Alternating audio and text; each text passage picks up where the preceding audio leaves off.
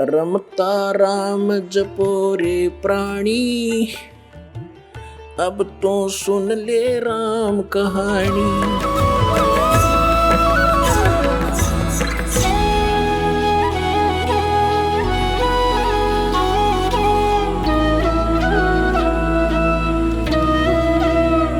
ये कौन से पंथ हैं? राधा स्वामी पंथ। इसकी सभी शाखाएं, इनके पास कख भी नहीं है, कोरा अज्ञान भरे हुए हैं, जनता को बर्बाद कर रहे हैं। सत्कर मानना पुण्यात्माओं। दास का उद्देश्य है कि सच्चाई को जनसाधारण के रूबरू करूं, ताकि इन अज्ञानियों से पीछा छूटे, जिन्होंने जीवन अपना भी नाश कर लिया और आपके लिए भी उबाधक बने हुए हैं। इनमें कौन कौन आते हैं? जैसे श्री शिवदयाल जी से आगरा में राधा स्वामी पंथ चला, ये खुद बताते हैं। और शिवदयाल जी से एक शाखा निकली ब्यास, वहाँ श्री जयमल सिंह जी उनके शिष्य हुए हैं। और उनकी मृत्यु यानी शिवदयाल जी की मृत्यु के 11 वर्ष बाद आपे नाम देने लगे, स्वयंभू गुरु बन गए, जबकि उनको कोई आदेश नाम देने का नहीं था और श्री शिवदयाल जी का कोई गुरु नहीं था। और जिस कारण से श्री शिवदयाल जी भूत बने, प्रेत बने, अपना जीवन नाश किया और करोड़ों इन अनुयायियों का भविष्य नाश कर दिया, जिन्होंने उनको परम धनी पूर्ण संत मानकर उन पर न्योछावर हो गए, उनका जीवन नाश करवा दिया। और बाबा जयमल सिंह जी ने डेरा ब्यास में अपना स्वयंभू संत बनकर, स्वयंभू गुरु बनकर वहां से एक डेरा स्थापित करके नाम दान करने लग गया स्वामी। उसी का शिष्य हुए हैं श्री सावन सिंह जी। और श्री सावन सिंह जी से फिर 2 ब्रांच होगी। श्री सावन सिंह जी के शिष्य थे बिलोचिस्तानी शाह मस्ताना।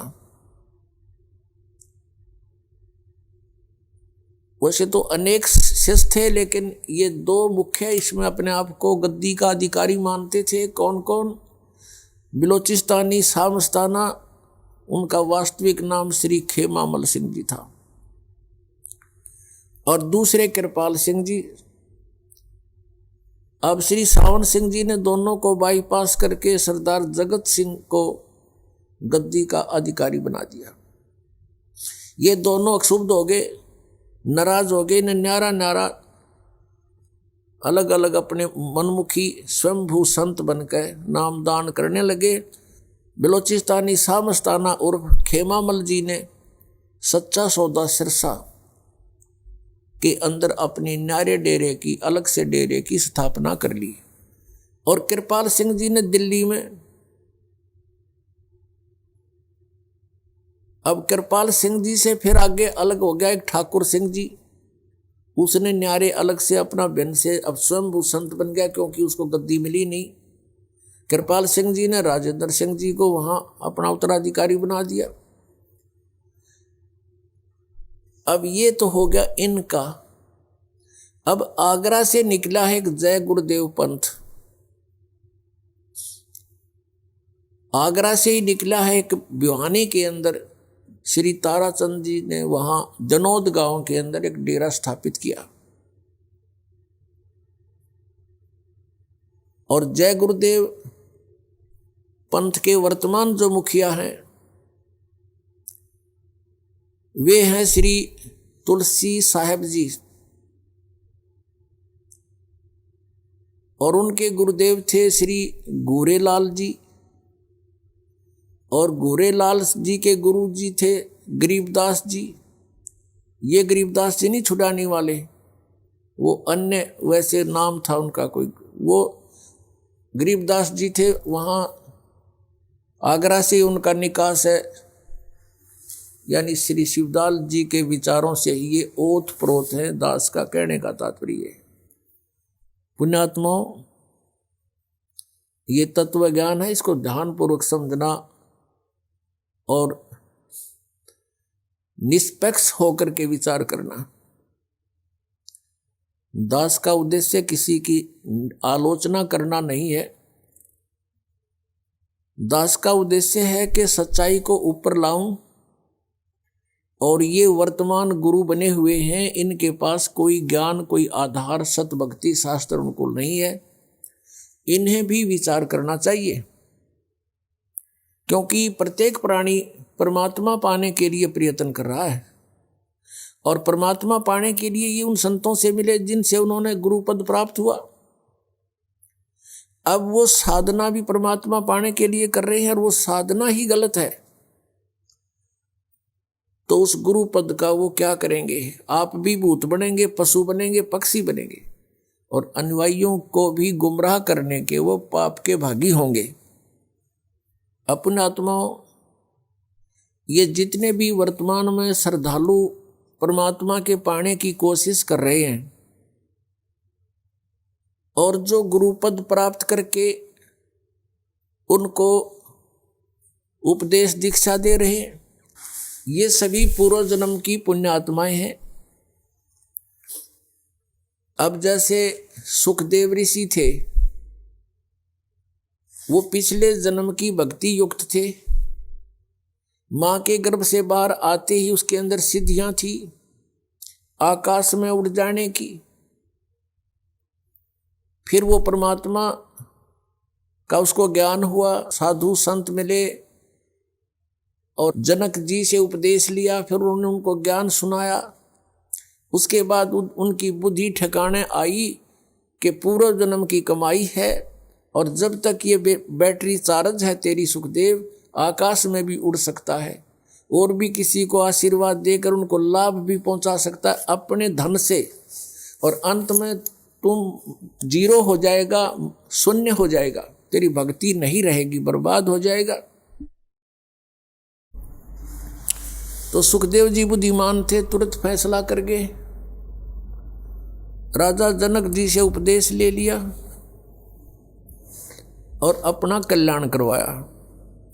तो पुण्यात्माओं, वर्तमान में जितने भी ये संत हैं, गुरुपद प्राप्त है इनको, ये पिछले जन्म के बहुत ही पुण्य, जन्म जन्मांतर के इनके शुभ संस्कार इनके साथ हैं, और अब इनके वचन में भी शक्ति है, और किसी को लाभ और हानि ये कर सकते हैं, इतनी इनके अंदर पूर्व बैटरी चार्ज है, पूरे जन्मों के संस्कार इनके साथ हैं, वो सिद्धियां हैं। अब जैसे इन्वर्टर लगा रखा है, इन्वर्टर की बैटरियां फुल चार्जड हैं, और आगे चार्जर उसे हटा रखा है, कनेक्शन काट दिया, तो जब तक वो बैटरी चार्ज है तब तक तो पंखे भी चलेंगे, ट्यूब भी जलेगी, यानी सर्व लाभ जो इन्वर्टर दे सकता है वो आपको प्राप्त होते रहेंगे।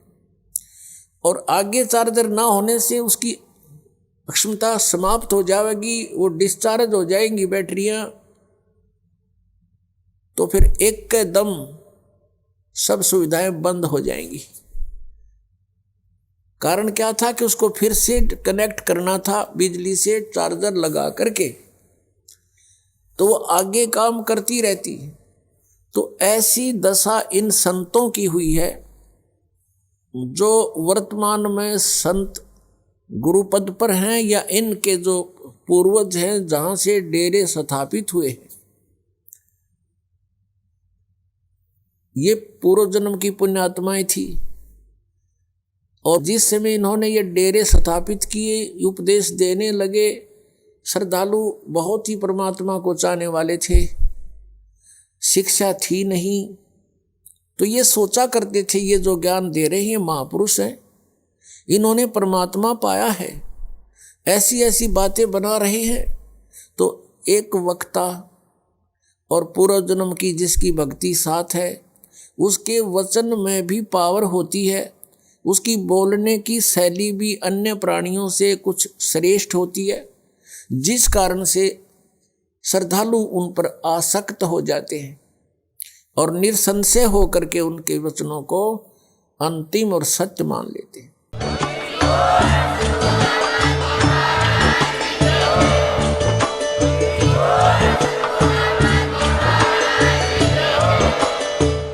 रहे थे जगत गुरु तत्वदर्शी संत रामपाल जी महाराज जी के मंगल प्रवचन। अधिक जानकारी के लिए विजिट कीजिए हमारी वेबसाइट www.jagatgururampalji.org। संत रामपाल जी महाराज जी के शुभ आशीर्वाद से पूरे विश्व भर में 500 से भी ज्यादा नाम दीक्षा केंद्र हैं, जिन पर संत रामपाल जी महाराज जी द्वारा ऑनलाइन निशुल्क नाम दीक्षा दी जा रही है। अपने नजदीकी नाम दीक्षा केंद्र का पता करने के लिए संपर्क करें 8222880541।